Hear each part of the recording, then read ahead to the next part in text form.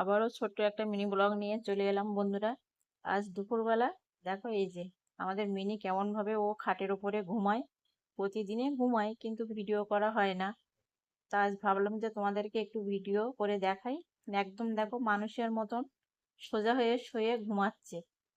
আর পা দুটো দেয়ালের গায়ে দিয়ে রেখেছে, আবার বালিশ দিলে বালিশের উপরে রেখে একদম মানুষের মতন করে ও ঘুমায়। আর আমি একটা বালিশ দিয়েছি, ও জেগে গেছে, গিয়ে আমার দিকে তাকিয়ে আছে আমি ভিডিও করছি বলে। যখন আমি ভিডিও করি তখন ও ক্যামেরার সামনে আসতে চায় না, তো জোর করে ধরে ধরে ভিডিও করে। আজ ঘুমাচ্ছিল তাই ভাবলাম তোমাদেরকে একটু দেখাই। মানে আমরা যেমন ভাবে ঘুমাই ও তেমনই ভাবে প্রতিদিনই ঘুমায়। কখনো খাটের উপরে, কখনো খাটের নিচটাতে ওরকম ভাবে ঘুমিয়ে থাকে। এবার উঠে বসবে ও, ভিডিও করছি দেখে ওর একদম ভালো লাগে না ভিডিও করা। আর এই যে ওদের একটু শরীর খারাপ, ওই পেটটা দেখুন কত বড় হয়েছে। যাই হোক বন্ধুরা, আজ দুপুরবেলা কি কি রান্না করলাম তোমাদের সাথে একটু দেখাই। আর কদিন ধরে তো বৃষ্টি হচ্ছে প্রচন্ড, জলও জমে আছে চারিদিকে। এই পূজার সময় এত বৃষ্টি হলে ভালো লাগে না।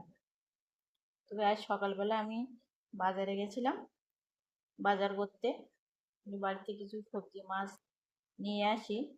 কদিন ধরে মাছওয়ালা তো আসছেও না বৃষ্টির কারণে, তাই জন্য একটু বাজারে গেছিলাম। আর প্রচন্ড রোদ আজ, আর গরমও সেই পরিমাণে। বাড়ি এসে প্রায় 10 মিনিট মতন বসেছিলাম ফ্যানের তলায়। আর আমি বাজার থেকে মাছ টাছ এনেছি, সেগুলো ধুয়ে পরিষ্কার করে মাছটাও ভাজতে বসিয়ে দিয়েছি।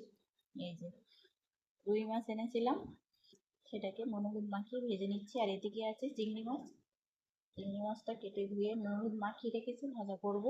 আজ এই মাছের ঝাল বানাবো। আর চিংড়ি মাছ দিয়ে চাল কুমড়ো তরকারি করব। চাল কুমড়ো এনেছি, পুঁই শাক এনেছি বাজার থেকে, আরও অনেক রকমের সবজি এনেছি, সেগুলো আর তোমাদেরকে দেখালাম না।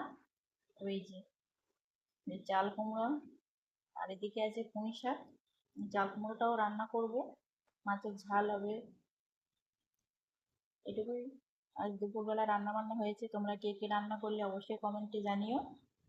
আর সবাই দুর্গাপূজায় খুব এনজয় করো, ভালো থেকো, সুস্থ থেকো। ধন্যবাদ সবাইকে।